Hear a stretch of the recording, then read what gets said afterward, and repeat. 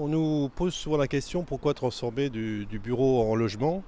Alors c'est vrai qu'il existe un stock de logements, quoi, de bureaux obsolètes en Île-de-France, et notamment en Paris et Première Couronne, qui ne répondent plus aux besoins des preneurs de bureaux aujourd'hui. Et donc on se retrouve saisi par des commercialisateurs qui nous proposent des immeubles de bureaux à transformer en logement.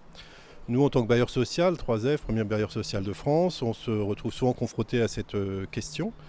Et donc, question qui nous intéresse particulièrement, notamment en secteur dense, très dense, comme Paris, et ici où nous nous trouvons à Charenton, où nous avons eu l'opportunité, via un commercialisateur, BNP, d'acquérir effectivement ces 9500 mètres carrés de bureaux, qui étaient en grande partie inoccupés, et qu'on a transformé donc en 90 logements et 2000 mètres carrés qui seront toujours du bureau, dans lesquels on commercialisera des surfaces de bureau.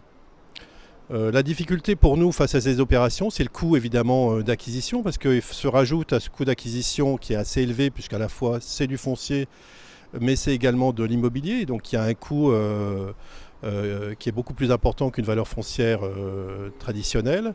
Et donc se rajoute à ce coût qui est élevé le coût évidemment de construction, de réhabilitation, qui est certes un peu moins lourd. Là, il est à 1 450 € au mètre carré de surface habitable, mais il reste important, rajouté à un coût de foncier qui tourne à pas très loin de 1 500 à 1 700, je n'ai plus les chiffres précisément en tête, mètres carrés de surface utile. Donc il faut qu'on trouve les bons équilibres. Et pour trouver ces bons équilibres, il faut que les vendeurs puissent nous les céder à un prix qui nous permette de sortir ces opérations.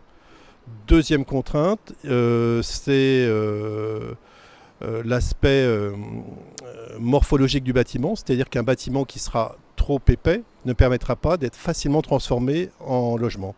Un immeuble de bureau est traditionnellement beaucoup plus épais qu'un immeuble de logement. Là, on a eu la chance d'avoir un immeuble de bureau qui faisait 12 mètres d'épaisseur et qui nous a permis assez facilement, sans venir recasser à l'intérieur, là on a juste démoli une hauteur de niveau, nous a permis de transformer en logement, donc qui là sont essentiellement des petits logements.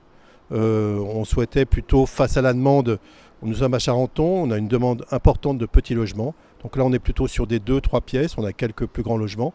On fera même un petit peu de colocation dans certains 3 pièces pour permettre à des jeunes d'accéder à des logements, des jeunes de moins de 30 ans d'accéder à des logements.